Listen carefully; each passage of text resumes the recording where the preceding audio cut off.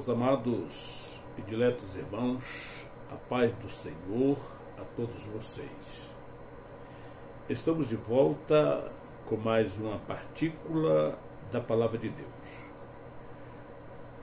No nosso conteúdo anterior, nós havíamos analisado a família de Ana e a sua súplica, o seu pedido a Deus por um filho que foi em sua vida um nazireu de Deus, Samuel. Nesse conteúdo, nós estaremos analisando Ana e o seu filho, Ana e o seu cântico e seus filhos e filhas. Por isso eu convido você a abrir a sua Bíblia no primeiro livro de Samuel, no capítulo 1, versículos 19 ao 28, no capítulo 2 e o versículo 11 e o versículo 18 ao 20, e depois saltamos para o versículo 26. Estaremos, portanto, analisando esses 3 pontos importantes da vida desta grande mulher. A resposta de Deus, evidentemente, na vida dela, Ana e seu filho, seu cântico, suas filhas e seus filhos. O texto se ocupa com a mensagem de que o Senhor, Deus de Israel, honra o pedido de Ana e ela dá à luz um filho e recebe o nome de Samuel. Então Ana, conforme o seu acordo, seu trato, seu compromisso, seu voto diante do Senhor, ela decide dedicar Samuel ao Senhor e o deixa o menino no tabernáculo depois que o menino é desmamado. Ela visita Samuel anualmente, fazendo-lhes uma túnica todos os anos, e assim ia observando o desenvolvimento, o crescimento desta criança. Deus ouviu a sua súplica e Deus concedeu a ela um menino, a quem ela o chamou de Samuel. Observamos o versículo 20, o que diz a palavra de Deus. Assim Ana engravidou e no devido tempo deu à luz um filho e deu-lhe o nome de Samuel, dizendo: eu o pedi ao Senhor.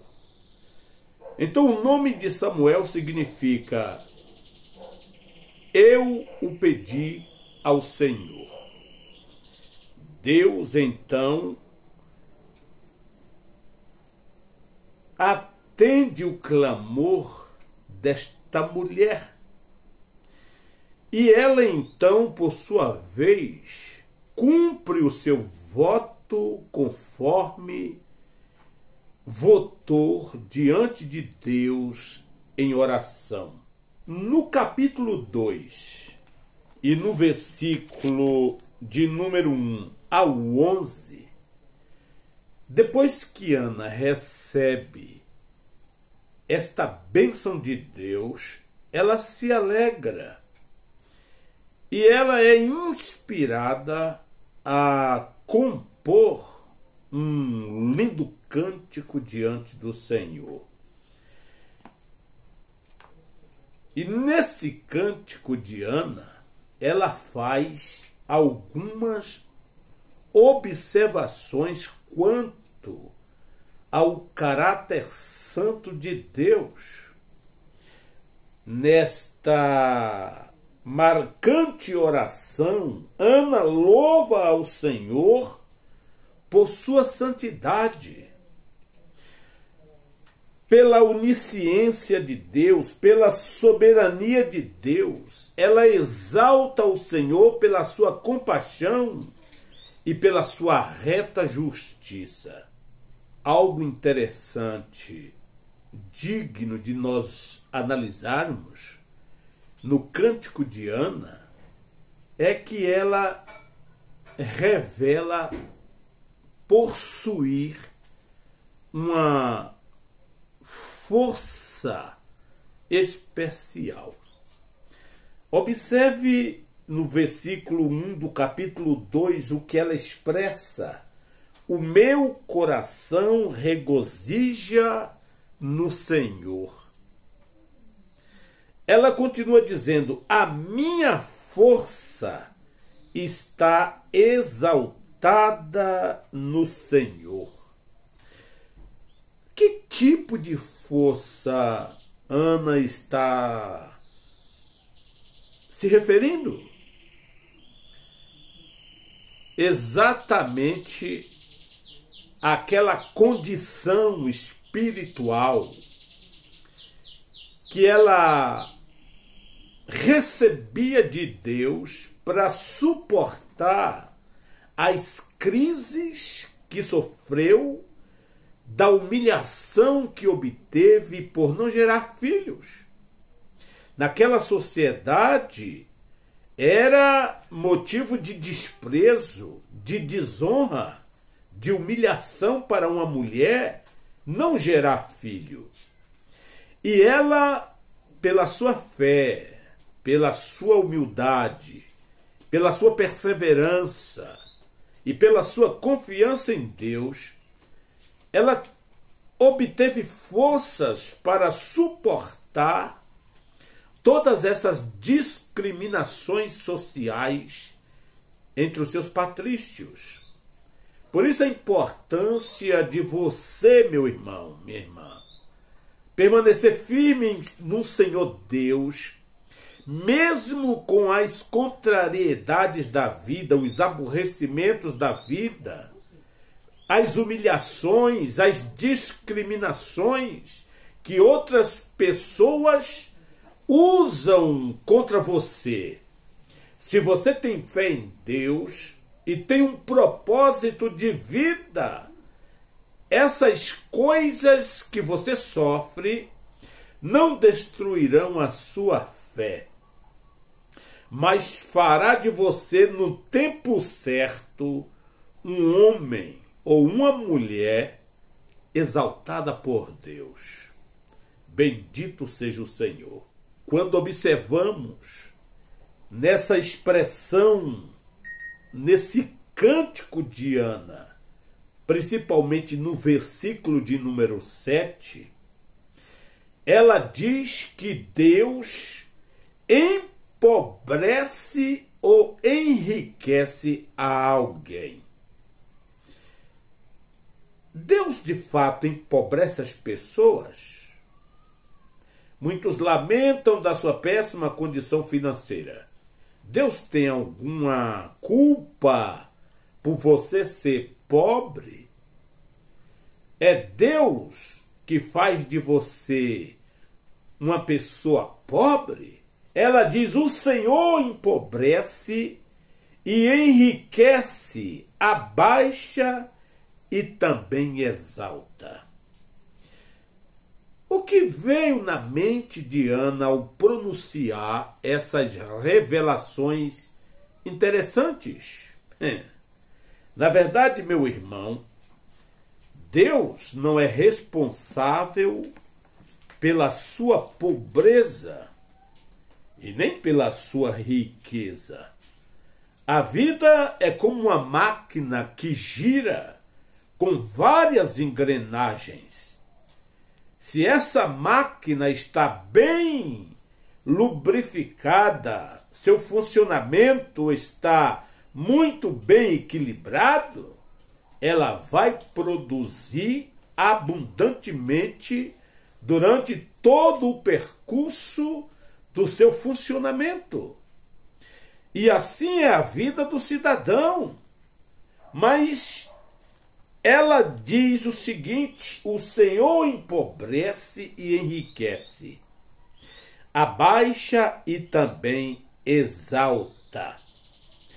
O que nós podemos entender nessas palavras de Ana é que ela se refere à justiça de Deus, que equilibra as coisas. Deus é justo e ele observa quando alguém está humilhando o seu próximo. E isso são, diante de Deus, como algo a ser pesado na balança. E a justiça de Deus equilibra. A justiça de Deus vem dentro de um equilíbrio total. Ela diz no versículo 3, Deus dá sabedoria e pesa todos os feitos na balança. Ana foi exaltada por Deus, enquanto outros que a humilhavam, que a desprezavam, como a Penina, por exemplo, foi rebaixada, deixou de ter filhos. Quando Deus reverte a justiça, o castigo muitas vezes pode ser em forma de pobreza. Isso é natural, pois nós vimos nas Escrituras, em várias passagens, que Israel passou por calamidades públicas terríveis, por meio de enfermidades, fome, escassez de alimento, por causa da sua rebeldia. E quando eles caíam na balança divina, a justiça de Deus era empretada e o castigo muitas vezes vinha em forma de escassez de alimento, pobreza, etc. Não quer dizer que Deus empobrece uma pessoa, mas que a balança divina, muitas vezes, quando ela é colocada em pauta e nos achamos em falha, o castigo vem em forma de pobreza, de escassez de alimento. Vimos aqui, portanto, Ana e o seu filho, ela cumprindo o seu voto, devolveu o menino no tabernáculo, entoou um cântico, e no capítulo 2, versículo 21, a Bíblia diz que o Senhor abençoou Ana com mais 3 filhos e 2 filhas. Isto não é maravilhoso para aqueles que esperam pacientemente em Deus, orando ao Senhor? O Senhor foi bondoso com Ana. Ela engravidou e deu à luz 3 filhos e 2 filhas. Enquanto isso, o menino Samuel crescia na presença do Senhor. E Ana, anualmente, ia lá, levava uma túnica para Samuel, e o menino começou a cuidar dos afazeres religiosos no tabernáculo junto a ele. Que maravilha! O final feliz da vida desta grande serva do Senhor. Que seja um exemplo para as irmãs do Círculo de Oração, um exemplo para nós todos, pois falhamos, somos passíveis de erros e muitas vezes não somos compreendidos, somos prejudicados e condenados pelas pessoas.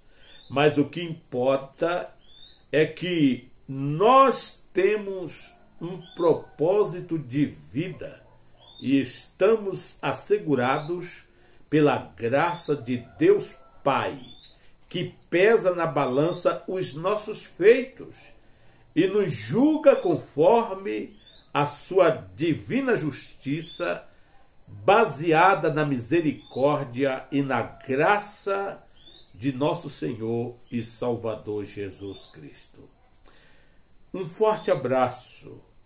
Em nosso próximo conteúdo, estaremos, portanto, analisando a família de Eli. Ana sai de cena, Eucana sai de cena e entra em cena a família do sacerdote Eli. E não se esqueça que o livro de Samuel foi provavelmente o último dos juízes de Israel.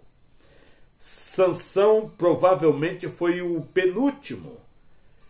E surge então esse grande líder importante no governo de Israel. Porque através de Samuel, Israel deixa de ser um governo teocrático para aderir à monarquia no futuro. E como falamos, o governo de Deus é substituído pelo governo humano. A teocracia, que é o governo de Deus, passa a ser substituído pela monarquia. O governo regido pelos 3 primeiros reis mais importantes de Israel, e depois o país segue por uma listagem de reis que veremos nos conteúdos posteriores. Deus lhe abençoe, meu irmão. Compartilhe essa palavra. Deixe o seu comentário, dê um joinha. Se inscreva em nosso canal. Fazendo isso, você nos motiva a continuar produzindo conteúdos como este para abençoar a sua vida. Fique na paz, em nome de nosso Senhor e Salvador Jesus Cristo.